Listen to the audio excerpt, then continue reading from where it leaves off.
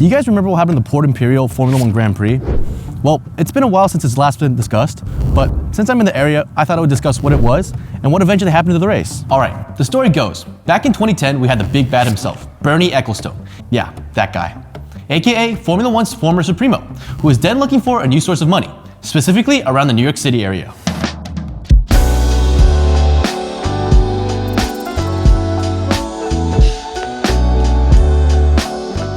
That's when the Formula 1 organization began looking at possible locations around the New York City area to host a new Grand Prix. Now, multiple venues were proposed, but ultimately most of them would fail.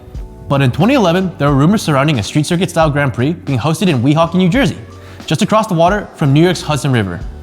And eventually, in 2012, they settled on a track based at Port Imperial, within Weehawken, which happens to be where we are right now. So, the race was set for the provisional 2013 season calendar during June 16th that year. The event was also given the name Grand Prix of America.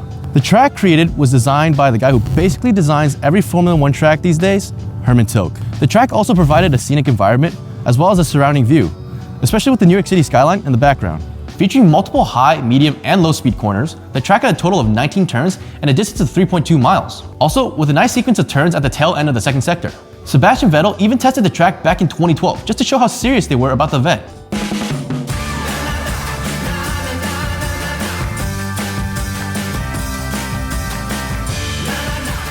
With that said, this track was basically set in stone, right? Especially if they got this far into planning. Well, no. And here's why. It all has to do with the fact that the event coordinator, Leo Hendry Jr., apparently not forking over all the money needed for F1. Greedy man Bernie Ecclestone, to give the event the big okay. Supposedly, Hendry had to come up with around $100 million to host the race.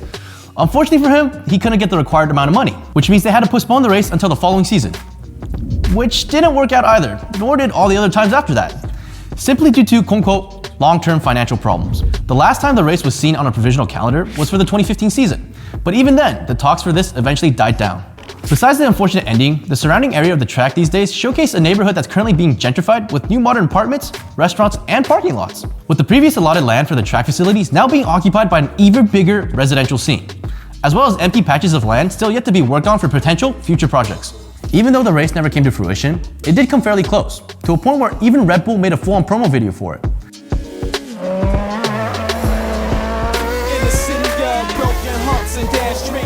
Heck, they even started construction on a few segments of the track. But this is the unfortunate reality for a majority of proposed Formula 1 circuits in modern times. If you've gotten this far into the video, what do you guys think of the Port Imperial Grand Prix? Is this something you guys like to see eventually happen?